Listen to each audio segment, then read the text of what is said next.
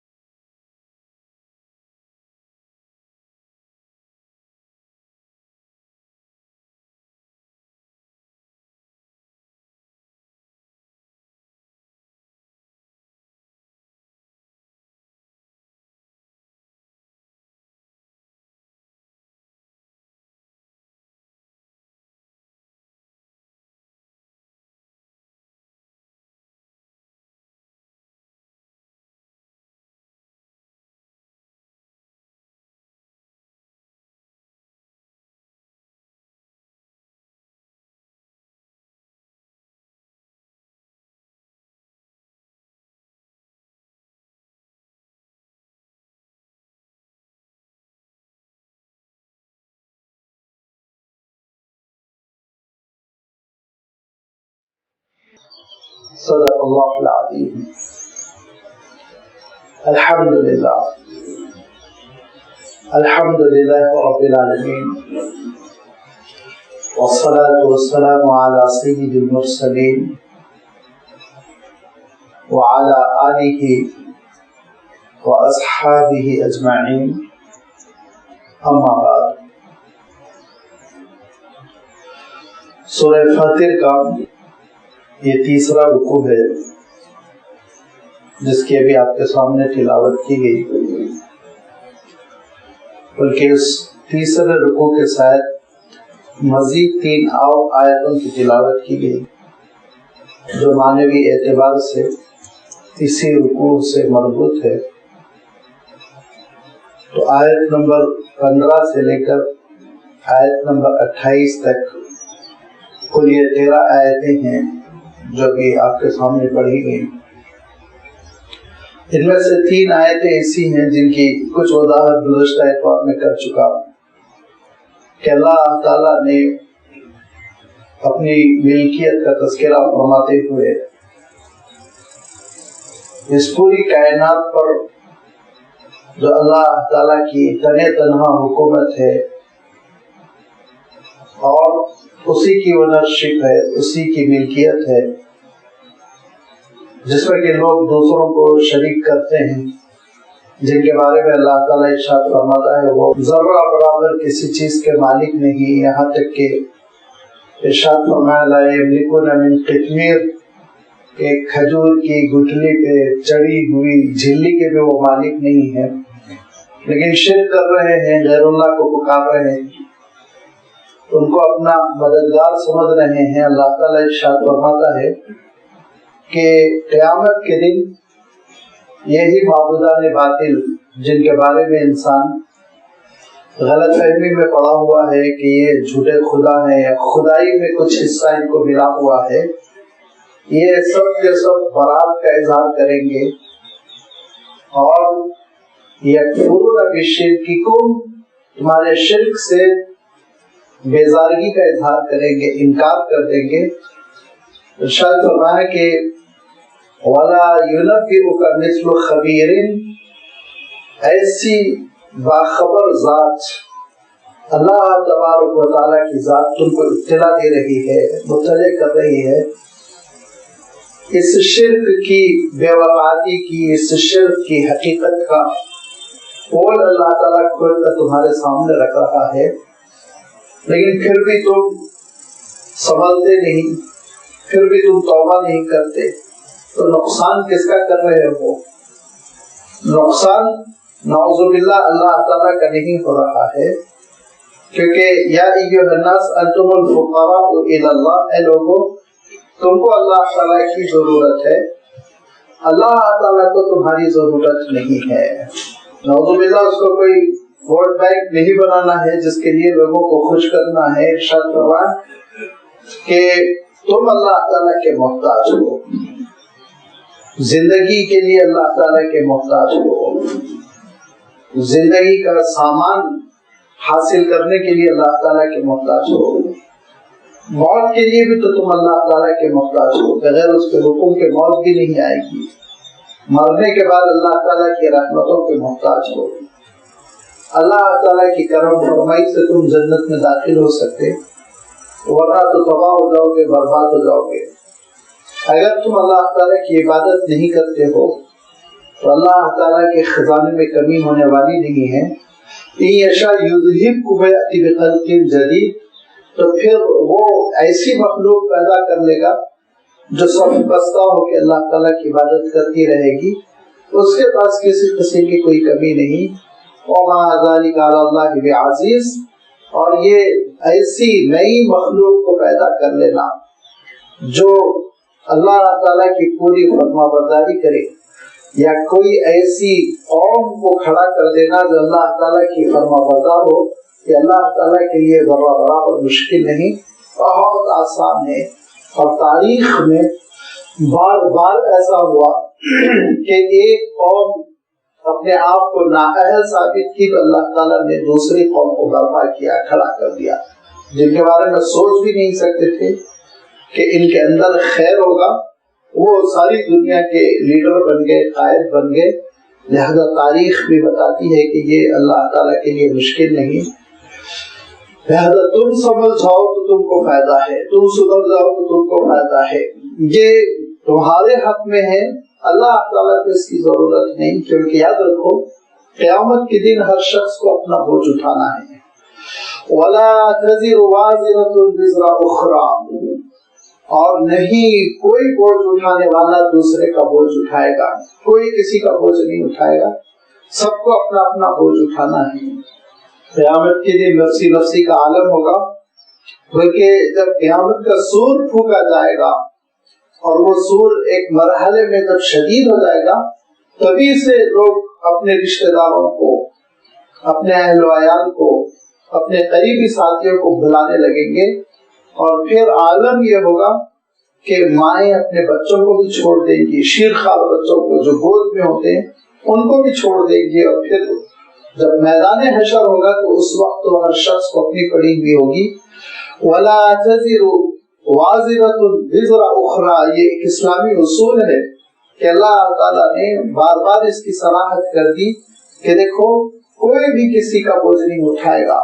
بالخصوص مکہ مکرمہ میں سینئر حضرات کہا کرتے تھے، خاندان کے بڑے لوگ کہا کرتے تھے کہ تم بلا وجہ مسلمان ہوئے جا رہے ہو، ہماری بات سن لو، پرانے مذہب پر رہو، تم کہہ رہے ہو نہ عذاب ہوگا، وہ عذاب ہم بھگت لیں گے، وہ عذاب ہم بھگت لیں گے۔ اللہ تعالیٰ ارشاد فرماتا ہے قیامت کے دن سب انکار کر دیں گے، اور اس دن عالم یہ ہوگا وَإِن تَدْعُ مُثْقَلَةٌ، بوجھ سے دبی ہوئی کوئی جان، کوئی شخصیت، إِلَىٰ حِمْلِهَا، اس بوجھ کو اٹھانے کے لیے آواز لگائیں گے، خواہش کریں گے، گزارش کریں گے، تو لا يحمل منه شيء، اس بوجھ میں سے ذرہ برابر وزن اٹھانے کے لیے کوئی تیار نہیں ہوگا۔ وَلَوْ كَانَ ذَا قُرْبَىٰ، اگرچہ کہ جس کو آواز لگائی گئی ہے، بلایا گیا ہے، جس سے مدد مانگی گئی ہے، وہ بڑا قریبی رشتہ دار کیوں نہ ہو، قریبی رشتہ دار کیوں نہ ہو۔ آپ جانتے ہیں کہ اللہ تعالیٰ نے قرآن پاک میں دوسرے مقام پر بڑی صراحت کر دی ہو یفر المرء من ابیہ وصاحبتہ وبنیہ. اللہ تعالیٰ ارشاد فرماتا ہے وہ دن ایسا دن ہوگا جس دن بیٹا باپ سے بھاگے گا، باپ بیٹے سے بھاگے گا. ارشاد فرمایا اس دن شوہر بیوی سے منہ چھپائے گا، بیوی شوہر سے جان چھپانے کی کوشش کرے گی، اور وہ یار غار جس کے بغیر زندگی بسر نہیں ہوتی تھی، اٹھتے تھے بیٹھتے تھے ساتھ، نشست و برخاست میں بڑی دوستی، وہ ایسے ساتھی کو پکارے گا تو وہ ساتھی بھی انجان ہو جائے گا، پہچاننے سے انکار کر دے گا. یہ قیامت کا عالم ہوگا جس کے بارے میں حضرت فضیل رحمت اللہ علیہ بڑے اللہ والے تھے. وہ کہا کرتے تھے کہ قیامت کے دن ایک ماں کا سامنا ہوگا اپنے بیٹے سے، اپنی اولاد سے، اور ماں یہ چاہے گی کہ اس کے گناہوں کا کچھ بوجھ اس کا بیٹا اٹھا لے، شیئر کر لے، تھوڑا سا بوجھ ہلکا ہو جائے، ایک آدھ گناہ بیٹا بھی تو اٹھا لے جس کے لیے میں کرتی تھی دنیا میں غلط کام. لہذا ماں دہائی دے گی اور یہ کہے گی کہ دیکھو بیٹے، کیا میرا پیٹ تمہارے لیے غلاف نہیں تھا، کور نہیں تھا؟ علم یکن بطنی وعاء وصدیی لک سقاء وحجری لک وطاء. کیا میرا سینہ تمہارے لیے غذا کا سبب نہیں تھا، ذریعہ نہیں تھا؟ کیا میرا گود تمہارے لیے ٹھکانہ نہیں تھا، بستر نہیں تھا، بچھونا نہیں تھا؟ کتنا دنیا میں تمہارے لیے میں خیال کرتی تھی، تمہارے لیے مرتی تھی، جیتی تھی. آج یہ گناہ کا تم ذرا بوجھ اٹھا لو، شیئر کر لو. تو کہتے ہیں کہ وہ بیٹا جواب دے گا، اولاد جواب دے گی کہ مجھے آپ معاف رکھیے، میں خود اپنے بوجھ سے پریشان ہوں، اپنی مصیبت سے پریشان، آپ کا ساتھ دینے والا نہیں، آپ کا کام میں آج بنانے والا نہیں. یہ قیامت میں نفسی نفسی کا عالم ہوگا، لہذا ہر شخص کو اپنا بوجھ اٹھانا ہوگا. ارشاد فرمایا کہ دیکھو وَلَا تَزِرُ وَازِرَةٌ وِزْرَ أُخْرَى، کوئی بھی کسی کا بوجھ نہیں اٹھائے گا، کوئی ساتھ دینے کے لیے تیار نہیں ہوگا. لہذا آج تم تیاری کر لو اور اپنا بوجھ اٹھانے کے لیے تم تیار ہو جاؤ. نام اعمال گناہوں سے ایسے پاک و صاف رکھو کہ قیامت کے دن تم کو کوئی پریشانی نہ پیش آئے. وَإِن تَدْعُوا مُثْقَلَةٌ، اور اگر بلائے مُثْقَلَةٌ بوجھ سے دبی ہوئی کوئی شخصیت، کوئی ہستی، کوئی جان، إِلَى حِمْلِهَا اس بوجھ کو اٹھا لینے کے لیے، شیئر کرنے کے لیے، لَا يُحْمَلْ مِنْهُ شَيْئًا ذرہ برابر اس میں سے کوئی بھی شیئر نہیں کرے گا، بوجھ کو نہیں اٹھائے گا. اللہ تعالیٰ ارشاد فرماتا ہے کہ إِلَى حِمْلِهَا، عجیب و غریب عربی کا حسن ہے. دیکھیے حملن کا لفظ ہے اور ایک لفظ حملن ہے. حمل کہتے ہیں سامنے کے بوجھ کو، حمل کہتے ہیں پیٹھ کے بوجھ کو. صرف زیر اور زبر کے فرق سے مفہوم میں کتنی تبدیلی آ جاتی ہے آپ اندازہ کیجئے. لہذا پیٹھ پہ بوجھ ہوگا انسان کے گناہوں کا، وہ لے کے بھاگا چلا جا رہا ہوگا. اور پھر آپ جانتے ہیں کہ عالم یہ ہوگا کہ حضور اکرم صلی اللہ علیہ وسلم ارشاد فرماتے ہیں، متعدد حدیثیں ہیں جس میں اللہ کے رسول صلی اللہ علیہ وسلم نے منظر کشی فرمائی کہ ایک شخص سے بوجھ سے دبا چلا جا رہا ہے اور پسینہ ہے، اور ایک شخص سے بالکل ہلکا پھلکا. اور فرمایا اتنا انتظار کرنا پڑے گا. ایک صاحب کو تو فرمایا 50,000 سال کی طرح انتظار کرنا ہوگا.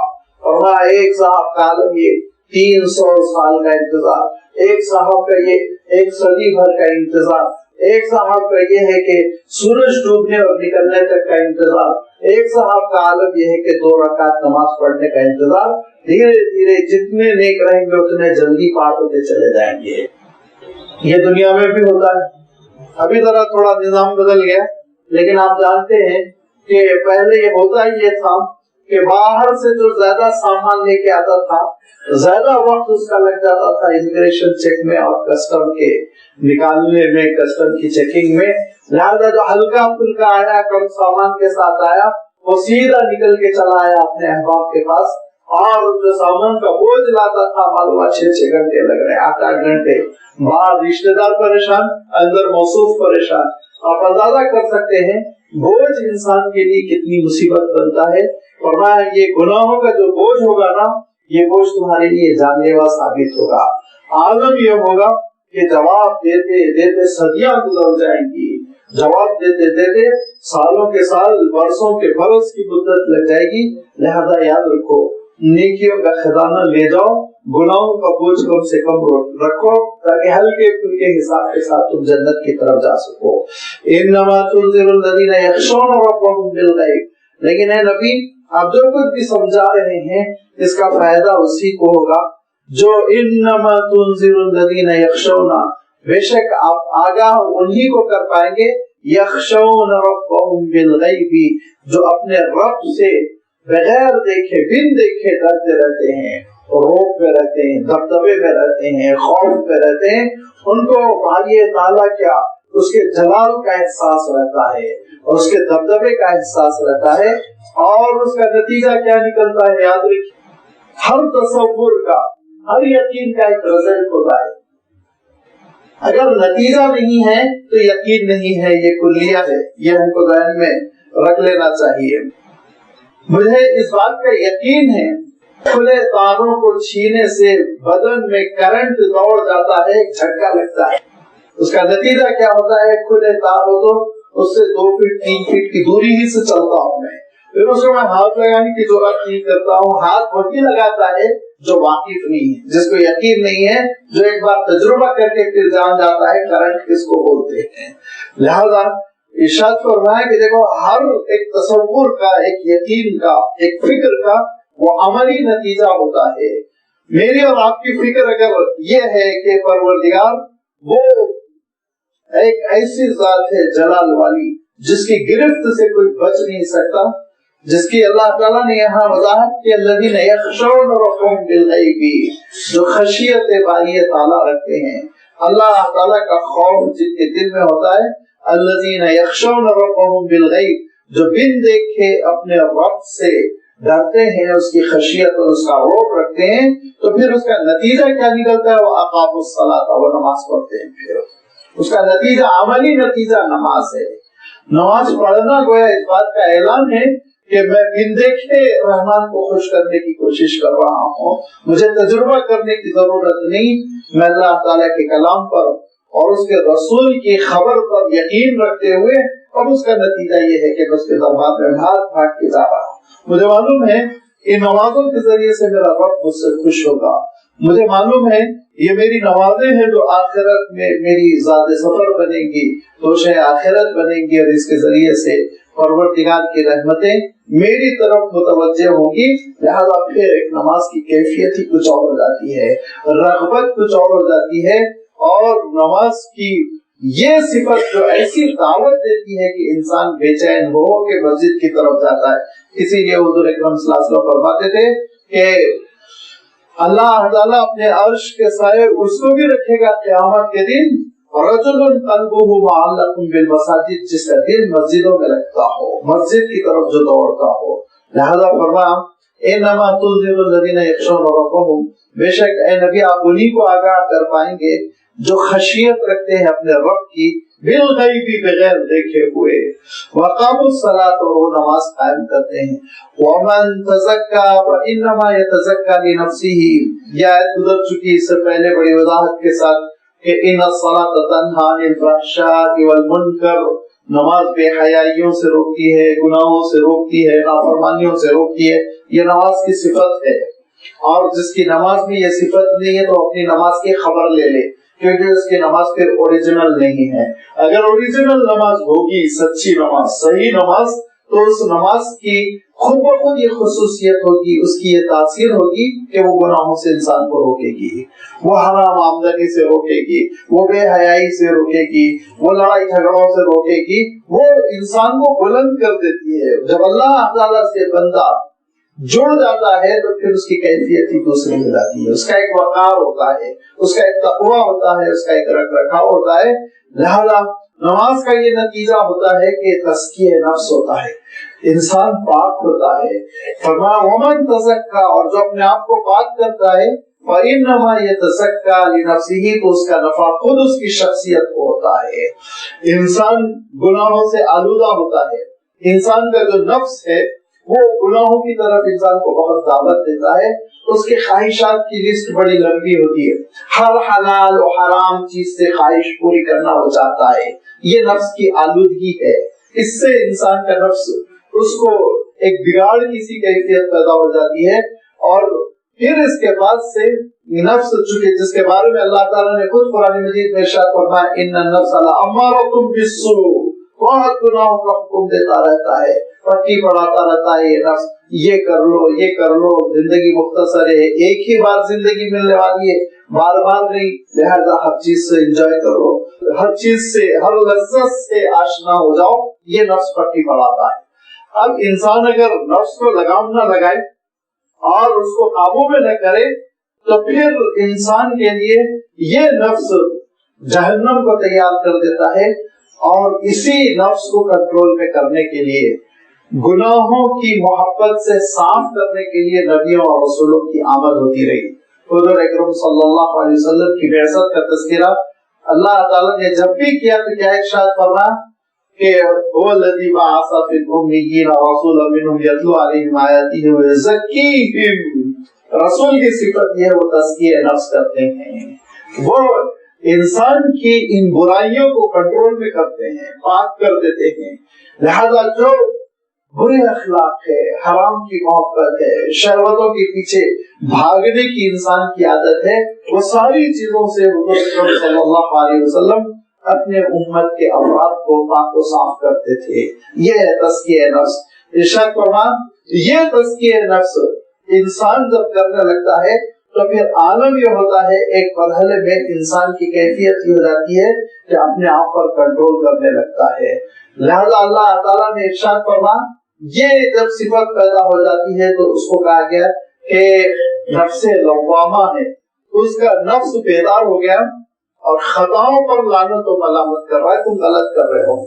جس کو ہم کہتے ہیں نا ضمیر میری سرزنش کر رہا ہے، ضمیر مجھ پہ لعنت کر رہا ہے، وہی دراصل گویا ایک نفس کی علامت ہے، نفس لوامہ کی کیفیت ہو جاتی ہے.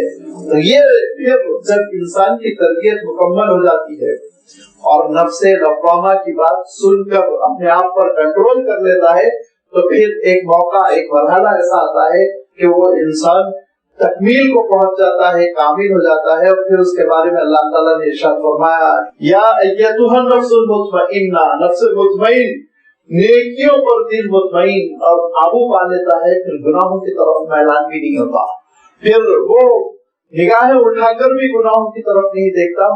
یہ قابو والا دل ہو جاتا ہے، قابو والا نفس ہو جاتا ہے.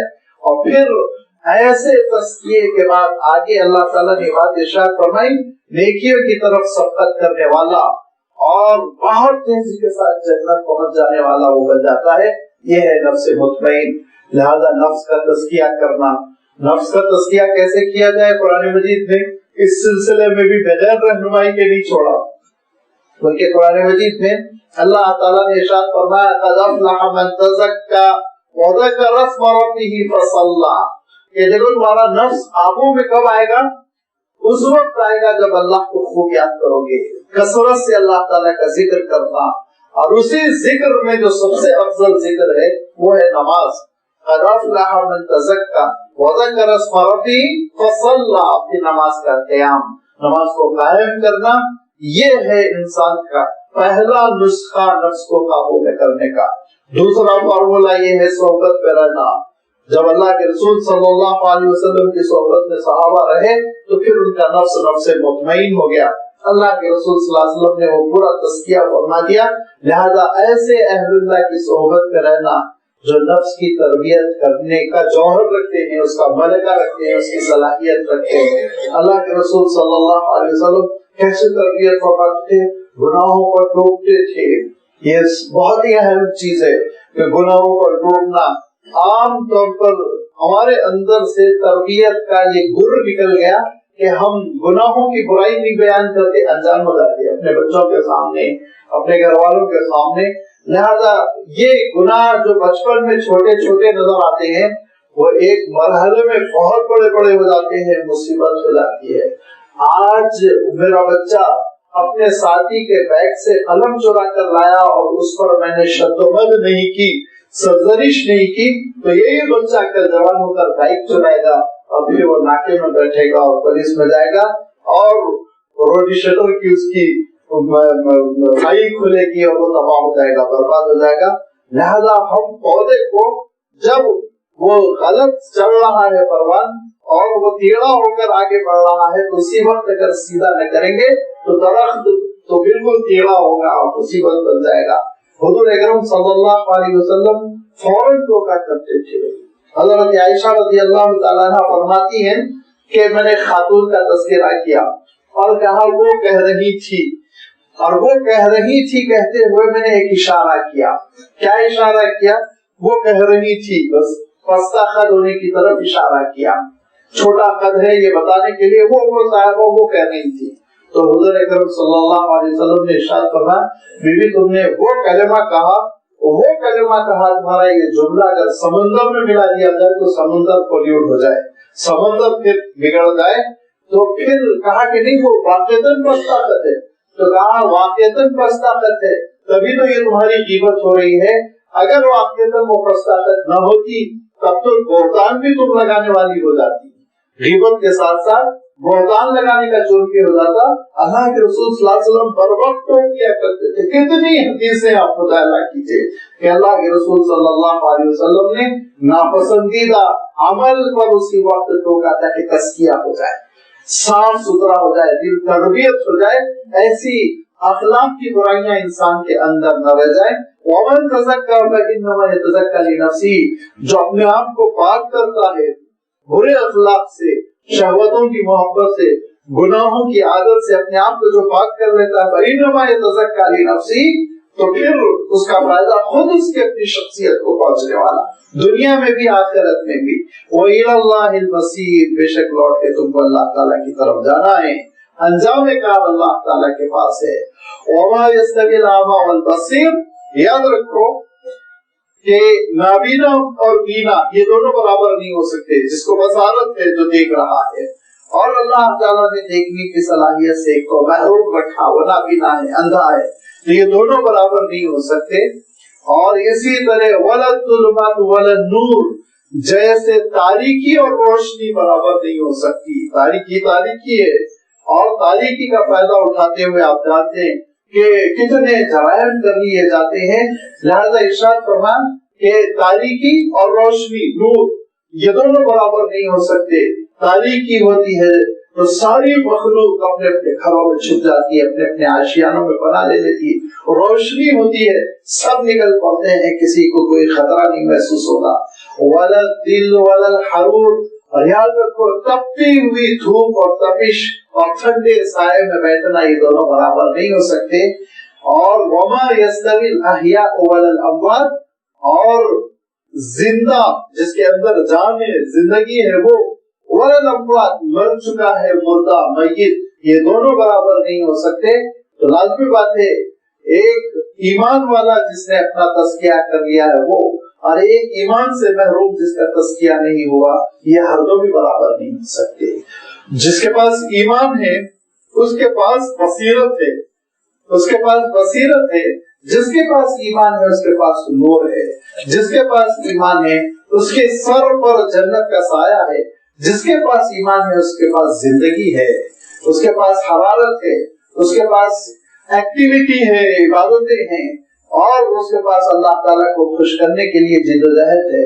اور جس کے پاس ایمان نہیں ہے اس کے پاس تاریکی ہے، جس کے پاس ایمان نہیں ہے اس کے پاس بصیرت نہیں ہے، وہ اندھا ہے، جس کے پاس ایمان نہیں ہے اس کا عالم یہ کہ وہ جہنم کے سائے تلے ہے، گرمی میں ہے، تپش میں ہے۔ جس کے پاس ایمان نہیں ہے وہ ایک موت مرا ہوا ہے، بے جان ہے۔ اللہ تعالیٰ نے صاف ارشاد فرمایا حقیقت میں تمہاری زندگی ایمان کے ساتھ ہے، اگر ایمان نہیں ہے تو پھر جانوروں جیسی زندگی ہے، انسانی زندگی نہیں ہے۔ لہذا یہ دونوں جب برابر نہیں ہو سکتے تو ایمان اور کفر بھی برابر نہیں ہو سکتا۔ اللہ تعالیٰ صاحب ارشاد فرماتا ہے کہ انسان ایک نور جب حاصل کرتا ہے ایمان کا تو بیسیوں تاریکیاں چھٹ جاتی ہیں، سینکڑوں تاریکیاں چھٹ جاتی ہیں۔ آپ سوچیں کہ کیسے اس طور پر کہ ایک ہی روشنی آپ دیکھیں گے کئی قسم کے اندھیروں کو دور کر دیتی ہے۔ तीन अंधेरों का तस्करा अल्लाह ताला ने कुरान पाक में बयान फरमाया और इरशाद फरमाया कि एक ऐसा शख्स जो समंदर की तह में रात काली है, सियाह बादल छाए हुए हैं, तीन तारीकियां हैं। नंबर एक रात की तारीकी, नंबर दो सियाह बादल, सितारों की रोशनी भी उसके काम ना आ सके, नंबर तीन समंदर के तह में ऊपर पानी की तह है जिससे रोशनी छन कर पहुंच ही नहीं सकती, तीन तारीकियों में है। लेकिन उसके पास अंदर अगर अल्लाह ताला कोई नूर पैदा कर दे, मसलन वहाँ लाइटिंग का आप इंतजाम कर दे, एक लाइट जल गई तो आस पास की सारी चीजों को समझने लगेगा। तो इरशाद फरमाया ईमान की एक रोशनी सारी तारीकियों को दूर कर देती है, वरना इंसान बड़ी तारीकियों में पड़ा रहता है। जब वो ईमान से महरूम होता है तो फिर आप देखेंगे तीन तारीकियां उसके ऊपर सवार हो जाती है, खुराफात की, तवहुमात की, हर चीज से डर रहा है, उसको पूज रहा है, हर पैदा बख्श चीज को समझ रहा है कि वो उसकी खुदा बनी हुई है, उसको पूज रहा है। लिहाजा तवहुमात की एक तारीकी, और तारीकी नंबर दो जहालत की, ये हकीकत को जानना ही नहीं चाह रहा, जहालत में पड़ा हुआ है। तारीकी नंबर तीन शहवतों की, ख्वाहिशात की, लिहाजा सेलिब्रेट कर रहा है, खा रहा है, पी रहा है, नाच रहा है और सारी दुनिया की ख्वाहिशात यही पूरी कर लेना चाहता है।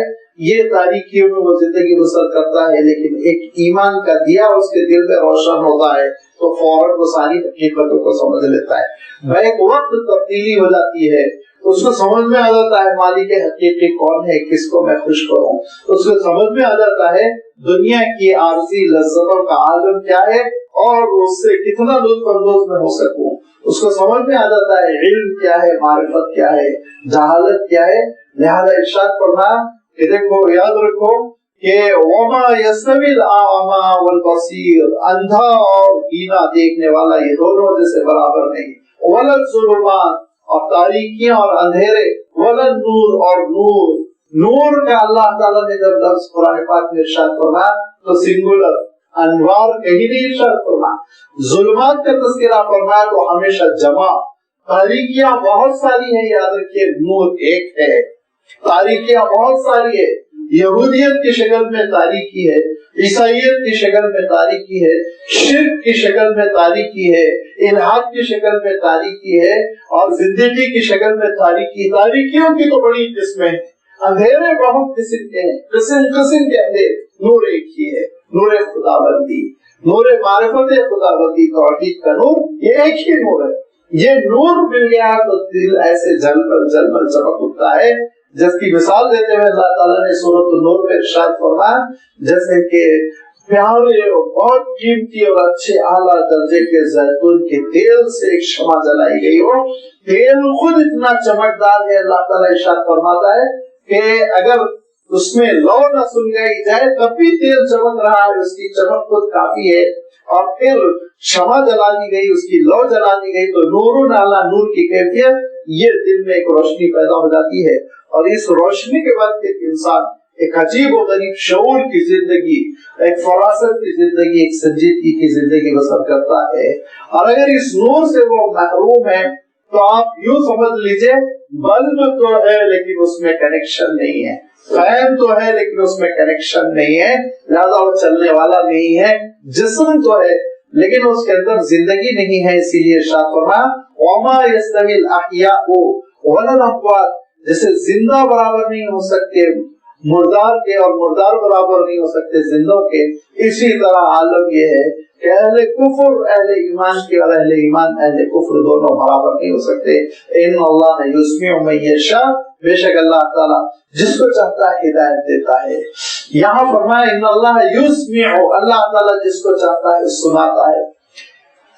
यहाँ सुनाने का जो मफहूम है तो अपने आखिरी दर्जे में है, लेवल से सुनने के। मैंने इससे पहले भी अर्ज किया था, हमेशा याद रखिए समाज के कम से कम 3 लेवल्स होते हैं, 3 दर्जे होते हैं। सुनना एक तो वो कि मसलन आप बैल के आगे, भैंस के आगे आप गुफ्तगू कर रहे हैं, उसकी कान में आवाज पड़ रही है, सुन तो रही है, ये सुनना इब्तिदाई दर्जे का है, कान में आवाज जाना।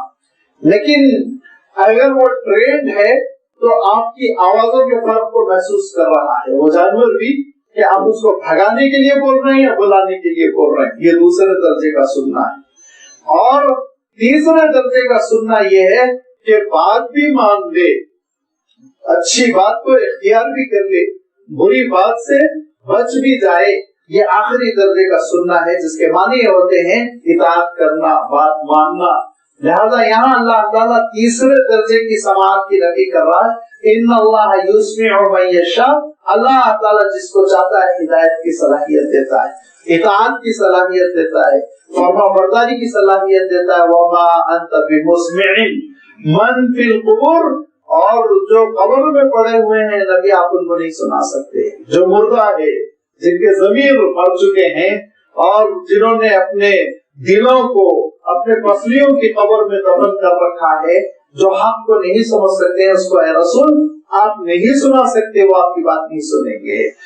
ان انت الا نذیر، آپ کا کام ہے ہدایت دینا، آپ کا کام ہے آگاہ کرنا، خبردار کرنا، سمجھا دینا، یہ آپ کی ڈیوٹی ہے۔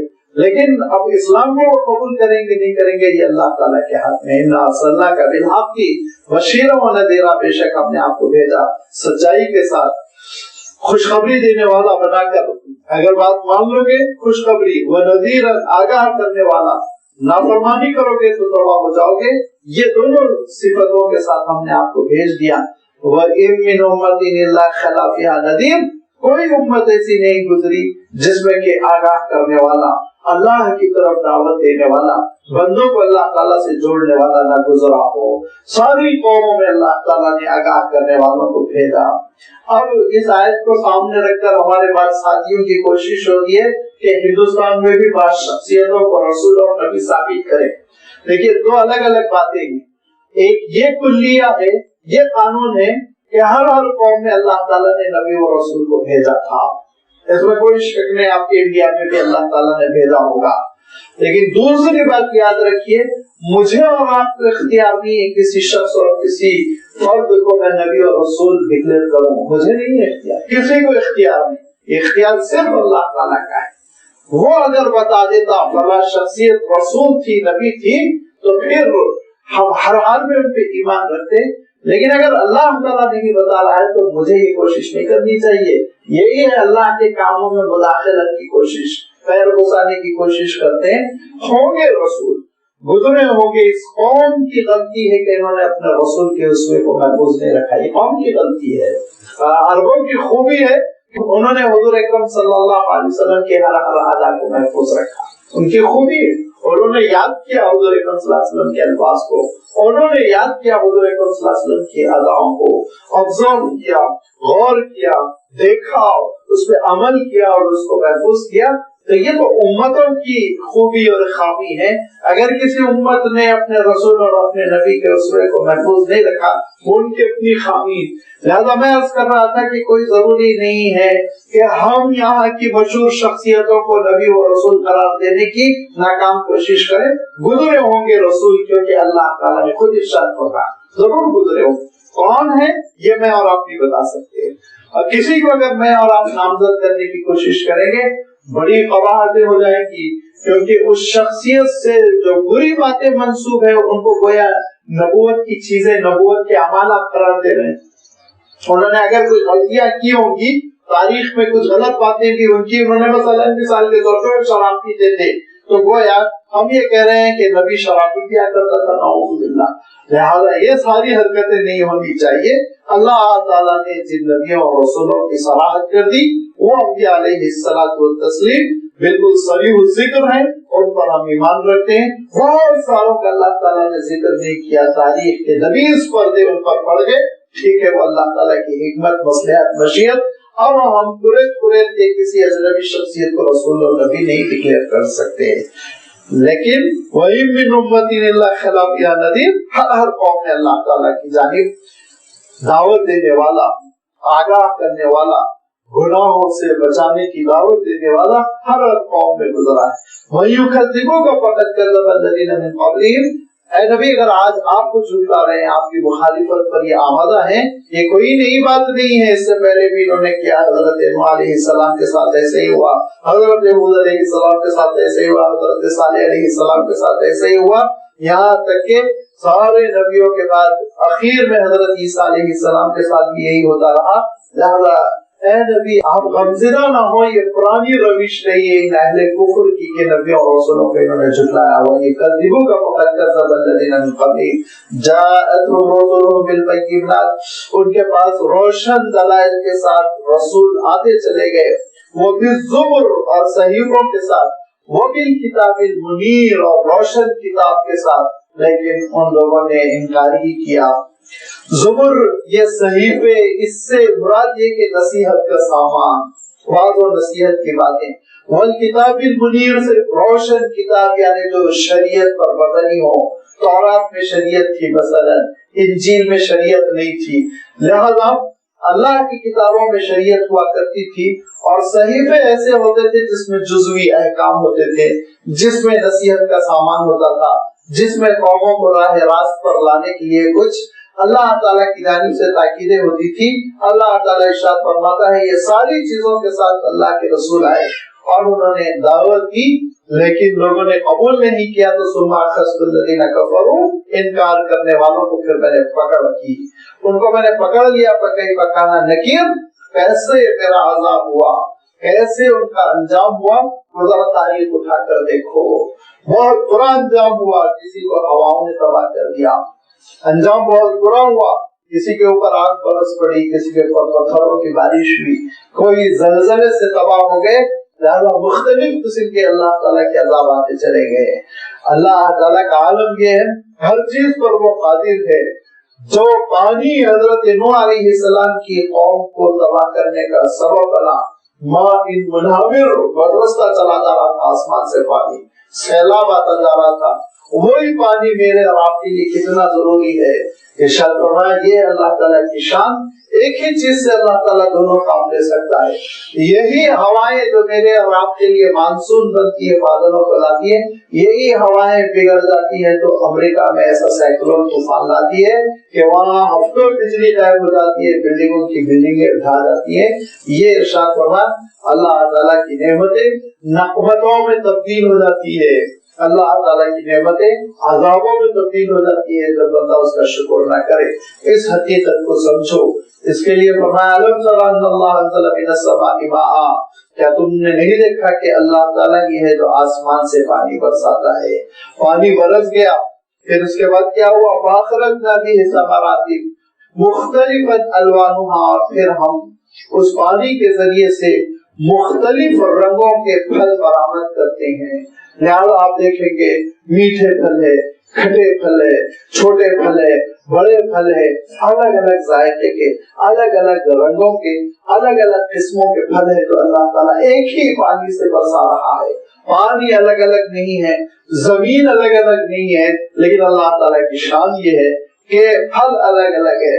کچھ درخت ہے جس میں دانے لگ رہے ہیں، کچھ درخت ہے جس میں ترکاریاں لگ رہی ہیں، کچھ درخت ہے جس میں پھل لگ رہے ہیں، کچھ درخت ہے جس میں ڈرائی فروٹ خشک میوے لگ رہے ہیں. یہ اللہ تعالیٰ کی شان ہے، یہ اس کی میزبانی ہے، ضیافت ہے جو بندوں پر رحم و کرم کرتے ہوئے وہ فرما رہا ہے.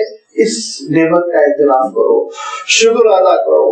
دیکھو اللہ تعالیٰ کی جو نشانیاں بکھری ہوئی ہیں، ان نشانیوں میں دیکھو گے ایک تنوع ہے، ایک اختلاف ہے، ویرائٹیز ہے. یہاں تک کہ چاول ٹائپ ایک چیز کے ویرائٹیز ہے، قسمیں. آم ایک پھل ہے کہنے کو، لیکن آم کی قسمیں ہیں. سیب ایک پھل ہے لیکن سیب کی قسمیں ہیں. یہ اللہ تعالیٰ کی شان. اس کی شان ایسی ہے کہ پھلوں کی قسمیں ہیں، اس کی شان ایسی ہے درختوں کی قسمیں ہیں، اس کی شان ایسی ہے کہ پھولوں کی قسمیں ہیں، اور اس کی شان ایسی ہے پتھروں کی قسمیں ہیں. لہذا ارشاد فرمایا کہ عالم یہ ہے وَمِنَ الْجِبَالِ جُدَدٌ بِيضٌ وَحُمْرٌ مُخْتَلِفٌ أَلْوَانُهَا وَغَرَابِيبُ سُودٌ، اور پہاڑوں میں بھی بعض پہاڑ ایسے ہیں جُدَدٌ بِيضٌ کہ بعض سفید سفید ٹکڑے ہیں. جدد جدہ کی جمع ہے، اس کے معنی ہے ٹکڑوں کے پیس کے کیے گئے ہیں، یا پھر یہ کہ دھاری دار قسم کے پتھر. دونوں سے ترجمہ ممکن ہے. تو اللہ تعالیٰ ارشاد فرماتا ہے کچھ سفید دھاری دار ہیں یا کچھ سفید ٹکڑے ہیں. وہ عمر اور بعض لال ہیں. مختلف الوانها الگ الگ رنگ کے. وغرابی کو سود اور بالکل سیاہ باز. غرابی غربان جو ہے اصلاً ہم نے سنا ہوگا غراب غربان کوے کو کہتے ہیں, تو کالا کوا ہم بھی اردو میں تاکید کے لیے کہتے ہیں. دیکھیے بالکل اگر بلیک ہو سخت سیاہ ہو, تو یہاں پہ غرابی کو سود ارشاد فرمایا بالکل ہی سیاہ ہے باز پتھر, سنگ مرمر بالکل سفید, گرینائٹس لے لیجیے وہ مختلف قسم کے رنگیں, اور اللہ تعالیٰ کی شان ہے. اور یہ شان کی وجہ سے آپ جانتے ہیں نا کہ ایک پوری سائنس وجود میں آ گئی, پیٹرولوجی جس کو کہتے ہیں, تو پتھروں ہی پہ تحقیق کرتے ہیں اور پتھروں کی قسمیں بتاتے ہیں کہ یہ سیڈمنٹری ہے اور یہ فلاں قسم کا ہے, یہ فلاں قسم کا ہے. اور اس میں آپ دیکھیں گے پھر ایسا کلاسیفائڈ کرتے ہیں, لائم اسٹون الگ ہے, سینڈ اسٹون الگ ہے, اور یہ اسٹون الگ ہے, وہ اسٹون الگ ہے, پریشیس اسٹون الگ ہے. یہی پتھروں میں جا کے ایک پتھر وہ بھی ہے جس کو آپ ہیرا کہتے ہیں, ڈائمنڈ کہتے ہیں, جس کی قیمت کبھی کبھی کروڑ کی ہوتی ہے. یہ ہے پتھر جو الگ الگ قسم کے اللہ تعالیٰ نے پیدا فرمائے. کیا ارشاد فرمایا اللہ تعالیٰ نے؟ ارشاد فرمایا کہ دیکھو وَمِنَ الْجِبَالِ, اور پہاڑوں میں سے راکس ایسے ہیں, جُدَدٌ بِيضٌ سفید دھاری دار, وَحُمْرٌ لال, مختلف الوانها الگ الگ رنگوں کے, وَغَرَابِيبُ سُود, اور بالکل ہی سیاہ بلیک. اور یاد رکھو جیسے پتھروں کی الگ الگ قسمیں ہیں, ایسے ہی فرمایا وَمِنَ النَّاسِ وَالدَّوَابِ وَالْأَنْعَامِ مختلف الوانه, لوگوں میں سے بھی قسمیں ہیں الگ الگ, دواب چوپایوں میں بھی الگ الگ قسمیں ہیں, والانعام مویشیوں کی بھی الگ الگ قسمیں ہیں. ایک ہی آپ مویشی میں سے کوئی ایک آپ جنس لے لیں اور پھر اس کے بعد دیکھیں اس میں بھی کئی قسمیں ہیں. لہذا ارشاد فرمائی الگ الگ قسموں میں اللہ تعالیٰ نے سب کو بانٹا ہے. تنوع ہے, مخلوقات میں تنوع ہے, ورائٹیز ہے, اور یہ اللہ تعالیٰ کی شان ہے. لہذا جب تنوع ہے تو پھر لوگوں میں مومن بھی ہے, تنوع ہے تو لوگوں میں آگے چل کر آنے والا ہے کہ اللہ تعالیٰ کی نیکیوں کی طرف لپکنے والا بھی ہے, اللہ تعالیٰ کی اطاعت کی طرف لپکنے والا بھی ہے. جب قسمیں ہیں انسانوں کی تو نافرمان بھی ہے, جب قسمیں ہیں تو پھر منافق بھی ہے, جب قسمیں ہیں تو پھر بیچ میں رہنے والا بھی ہے, کبھی نیکی کرنے والا کبھی گناہ کرنے والا, یہ ساری قسمیں ہیں. اور ارشاد فرمایا رنگوں کے اعتبار سے بھی قسمیں ہیں, بالکل سرخ ریڈ انڈین جیسے تھے, اور گورے گورے, اور پھر کالے کالے, اور بیچ میں سولے سولے. رنگوں میں بھی اختلاف رکھا, اختلاف الوانکم و السنتکم, زبان کے اعتبار سے بھی اختلاف ہے. الگ الگ بولی بولنے والے, وہ چائنیز الگ ہے اور رشین الگ ہے, برٹش الگ ہے, ہندوستانی الگ ہے, عرب الگ ہے, الگ الگ زبانیں ہیں. زبانوں کی بھی 3 الگ الگ قسمیں ہیں. وہ زبانیں جن کے اندر مشتقات ہوتے ہیں, وہ زبانیں جن کے اندر مشتقات نہیں ہوتے, اور وہ زبانیں جس میں تھوڑے بہت مشتقات پائے جاتے ہیں. عربی زبان جس میں خوب اشتقاق ہے, جس میں الفاظ بکثرت بنتے چلے جاتے ہیں اور شاخیں نکلتی چلی جاتی ہیں. لیکن انگریزی زبان ہے, اس میں آپ دیکھیں گے 2-4 شاخیں نکلتی ہیں, اس سے زیادہ نہیں. اور جاپانیز ہے, اور آپ دیکھیں گے کہ چائنیز ہے. یہ وہ زبانیں ہیں جس میں کسی قسم کا اشتقاق نہیں, ایک لفظ سے دوسرا لفظ نکل ہی نہیں سکتا, اس کے اندر گنجائش ہی نہیں ہے. لہذا عربی میں آپ کہہ دیں عقل تو 3 چیزوں کا مجموعہ ہو گیا, کھانے کا فعل, زمانہ گزرا ہوا زمانہ, کرنے والا, تینوں آ گیا ایک ہی لفظ میں. عقل تو میں نے پچھلے زمانے میں کھایا, اس کا مفہوم یہ ہوا. لیکن کہتے ہیں جاپانیز میں جو مجھے نہیں آتی, چائنیز میں اگر آپ کو عقل تو کہنا ہے تو 3 لفظ الگ الگ لانا پڑتا ہے. میں کے لیے الگ لفظ لایا جائے گا, عقلہ کے لیے الگ ترجمہ کیا جائے گا, اور اس زمان الماضی پچھلے زمانے میں نے کیا, اس کے لیے الگ لفظ لایا جائے گا. جی زبانوں کی بھی قسمیں ہیں, اختلاف بھی السنتکم, ان سب میں فرما اللہ تعالیٰ کی ایک شان ہے, اس کی ایک نعمت ہے, اس کی ایک نشانی ہے. فرمایا وَمِنَ النَّاسِ وَالدَّوَابِ وَالْأَنْعَامِ مُخْتَلِفٌ أَلْوَانُهُ كَذَلِكَ, اور لوگوں میں بھی, انسانوں میں بھی, اور دواب, اور سارے چوپایوں میں, سارے جانور, چاہے وہ شیر بغیر ہو جائیں, وہ وحشی قسم کے جانور ہو, wild animal who, domestic animal who, ہر قسم کے آگے دواب, والانعام اور مویشیوں میں بھی جو ہمارے کام آتے رہتے ہیں. مویشی تو آپ جانتے ہیں بکروں کو کہتے ہیں, گائے بیل کو کہتے ہیں, ان جانور کو مویشی کہتے ہیں. ان سب کے الگ الگ نوعیتیں ہیں, الگ الگ رنگ ہے. یہ اللہ کی نشانی ہے. انما یخشی اللہ من عبادہ العلماء, جو اس کی معرفت حاصل کرتا ہے اس کے دل میں اللہ تعالیٰ کا خوف پیدا ہوتا ہے, خشیت پیدا ہوتی ہے کہ ان اللہ عزیز غفور, اللہ تعالیٰ بڑے غلبے والا بخشنے والا ہے. لہذا خشیت کب پیدا ہوگی؟ جب معرفت پیدا ہوگی. خشیت کب پیدا ہوگی؟ جب علم آئے گا. علم نہیں آتا ہے تو اللہ تعالیٰ کی خشیت نہیں ہوتی. علم کے ذریعے سے اللہ تعالیٰ کی خشیت پیدا ہوتی ہے, اور جس کے دل میں خشیت نہیں ہے تو اس کا علم نہیں ہے, دکھاوا ہے. معلومات کا خزانہ ہے, یاد رکھیے, معلومات کے اسٹور کو اسکالر نہیں کہتے, عالم نہیں کہتے.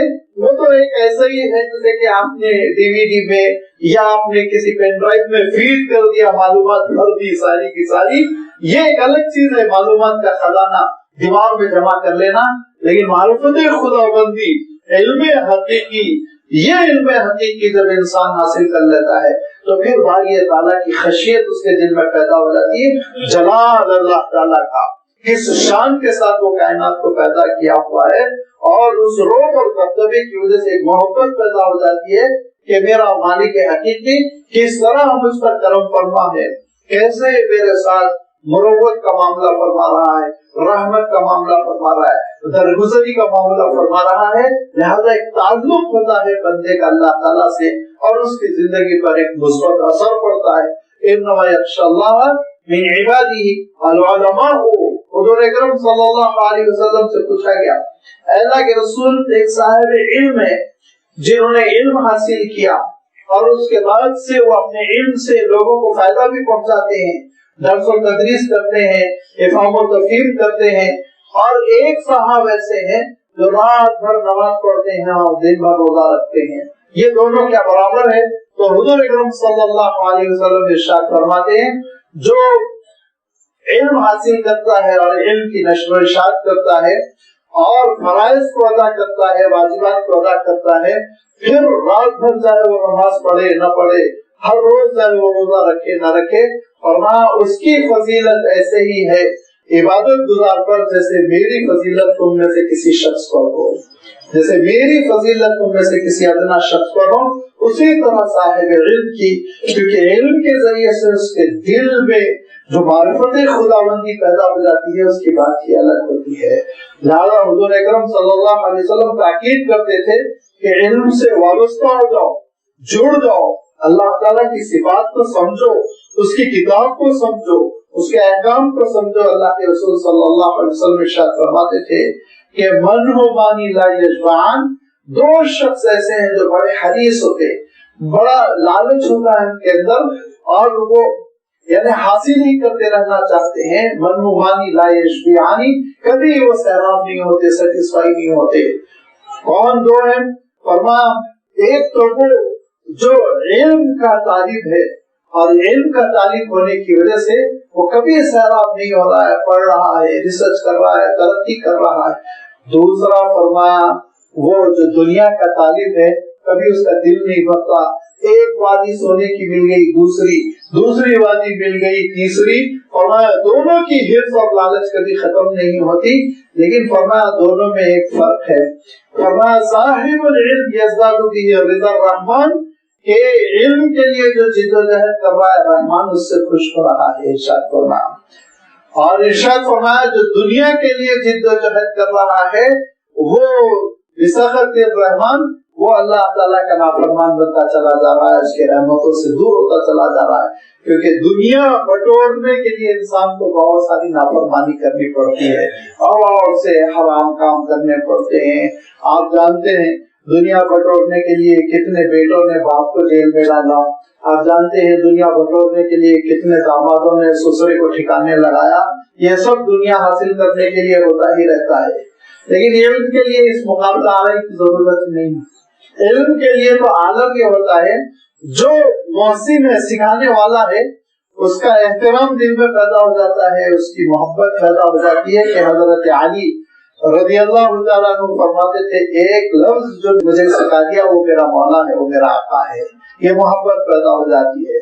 لیکن دنیا کے سلسلے میں بڑا سخت کمپٹیشن اور اس مقابلہ آرائی میں کامیاب وہی رہتا ہے جو اپنے راستے کی رکاوٹوں کو دور کر دے، کبھی کبھی قتل کر کے، کبھی کبھی جیل میں ڈال کر، کبھی کبھی آزمائشوں میں پھنسا کر، تب کہیں جا کے وہ لیڈرشپ حاصل کرتا ہے، دنیا حاصل کرتا ہے۔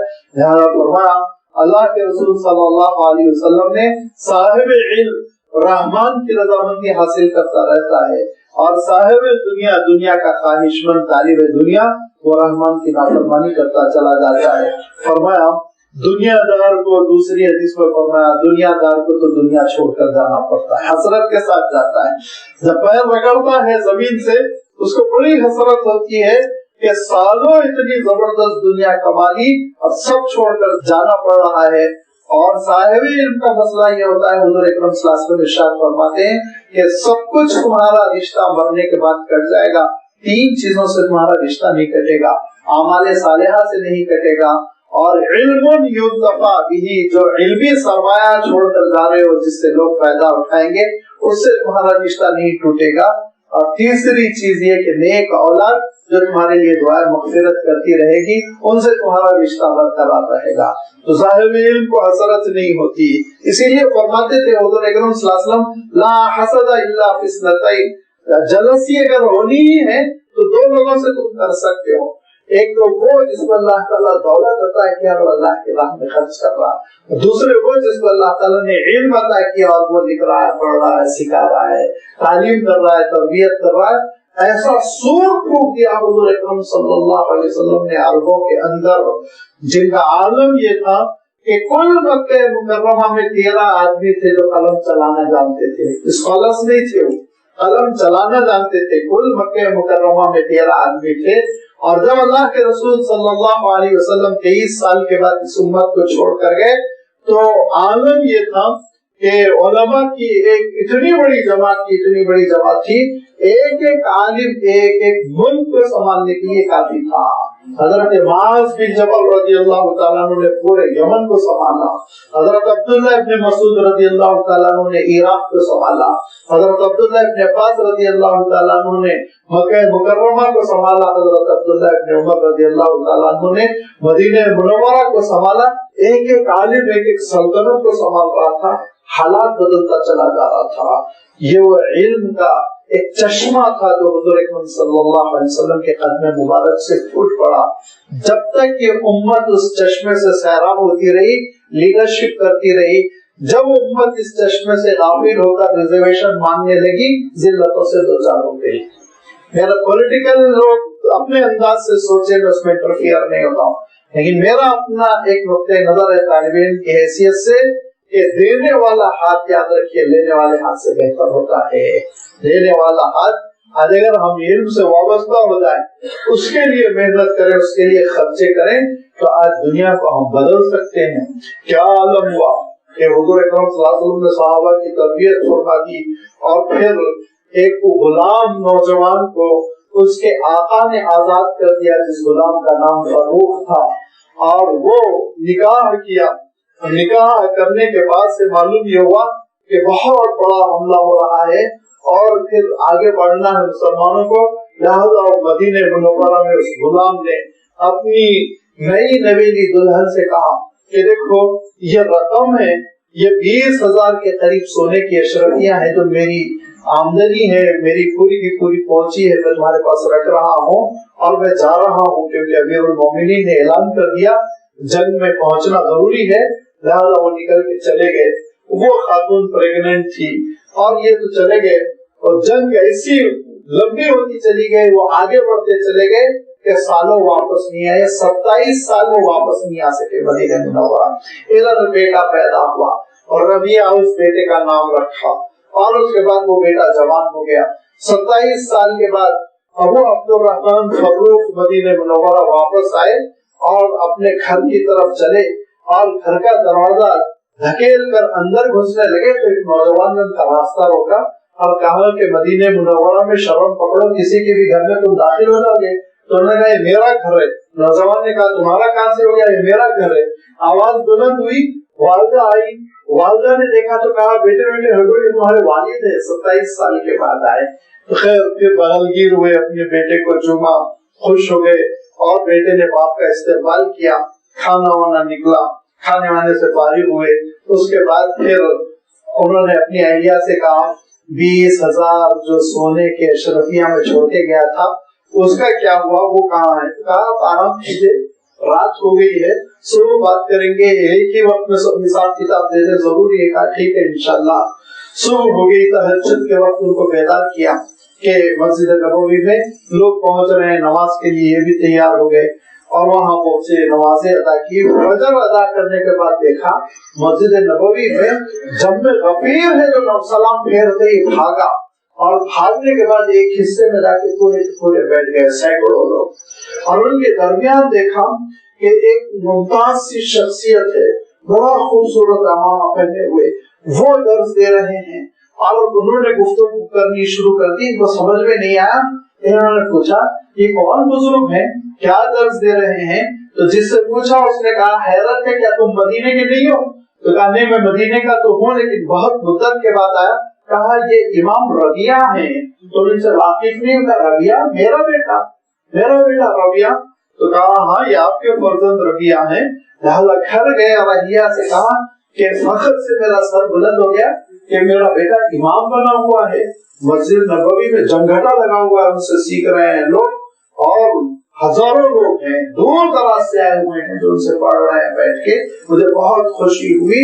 تو کہا یہ بیٹا چاہیے یا 20,000 اشرفی چاہیے؟ کہا مجھے بیٹا چاہیے, مجھے بیٹا چاہیے. یہ ہے امام ربیعۃ الرائی. رائی ان کے ساتھ رائے لقب ہے, کیونکہ ایسی ان کی رائے ہوا کرتی تھی, وہ فیصلہ ہوا کرتا تھا کہ پھر ائمہ جو ہے اس پر سر دھنتے تھے. یہی وہ امام ہے جن کے شاگرد پھر امام مالک بنے. یہ حضرت انس رضی اللہ تعالیٰ عنہ حضور اکرم صلی اللہ علیہ وسلم کے جو صحابی ہیں ان کے شاگرد امام ربیعۃ الرائے, اور امام ربیعۃ الرائے کے شاگرد امام مالک.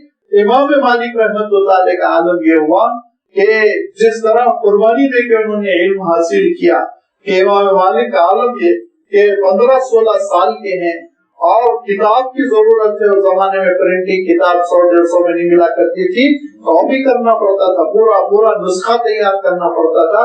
لہذا وہ کتاب کی قیمت اچھی خاصی آ رہی تھی, اور امام مالک چاہتے تھے وہ کتاب کسی طرح حاصل کر رہے ہیں, لیکن غریب خاندان کے تھے, پیسے بالکل نہیں ہے. رات بھر سوچ رہے ہیں کہ کیسے میں پیسوں کا انتظام کروں, اور کروٹیں بدلتے اچانک چھت پر نگاہ پڑی اور کچھ فیصلہ کیا. صبح اٹھنے کے ساتھ پہلی فرصت میں چھت کی پوری لکڑی بیچ دی, اور پھر اس کے بعد سے وہ پیسوں سے کتاب خریدی. پورا 1 سال کہتے ہیں مدینے کی گرمی اور سردی میں بغیر چھت کے گزارا. تو یہ امام مالک رحمۃ اللہ علیہ پھر اتنے بڑے امام بنے کہ آپ نے کتاب لکھی تو بادشاہ آپ سے ریکویسٹ کر رہا, درخواست کر رہا ہے. بادشاہ درخواست کر رہا ہے, حضرت آپ اجازت دیجیے آپ کی کتاب کو ملک کا قانون بنا دوں. کام نہیں ہوں, میں یہ زبردستی نہیں چاہتا کہ میری کتاب کو قانون بنا دیا جائے, اور بھی کتابیں لکھی جائیں گی, ٹھیک ہے فائدہ اٹھاؤ, لیکن میں یہ نہیں تم کو اجازت دوں گا کہ میری کتاب پہ لوگوں کو مجبور کر دو کہ سب اسی کو مانیں. یہ ہے موطا امام مالک, جو امام مالک رحمۃ اللہ علیہ کی مشہور کتاب ہے. میرے دوستو, علم کے لیے جب قربانی ہوگی, علم کے لیے جب ہم محنت کریں گے تو ہم دنیا کو بدل دیں گے, دنیا کو ہم دینے والے ہوں گے. کب تک ہم دنیا سے مانگیں گے؟ دنیا میں ہم اضافہ کریں گے اپنے ریسرچ کے ذریعے سے, اپنی تحقیق کے ذریعے سے, اور علم نافع کے ذریعے سے. اللہ تعالیٰ ارشاد فرماتا ہے کہ علماء ہی ہوتے ہیں, یہ صاحب علم, علماء سے مراد کوئی مدرسے کے فارغین نہیں ہے. یاد رکھیے, علم سے جو وابستہ ہوتے ہیں, جڑے ہوئے جو ہوتے ہیں علم سے, وہ لوگ ہی ہوتے ہیں جن کے دلوں میں اللہ کی خشیت ہوتی ہے, اس کی معرفت ہوتی ہے, اور وہ دنیا کو دینے کے موقف میں ہوتے ہیں, وہ دنیا کے محسن ہوتے ہیں, دنیا کے لیے وہ داتا ثابت ہوتے ہیں. یاد رکھو, یہ کیفیت اگر ہوگی تو اللہ تعالیٰ عطا کرے گا, لغزشیں ہوں گی تو اللہ تعالیٰ معاف کرے گا. ان اللہ عزیز, بے شک اللہ تعالیٰ ہر چیز پر قادر, عزت والا, غلبے والا ہے. غفور, اور وہ معاف فرمانے والا ہے.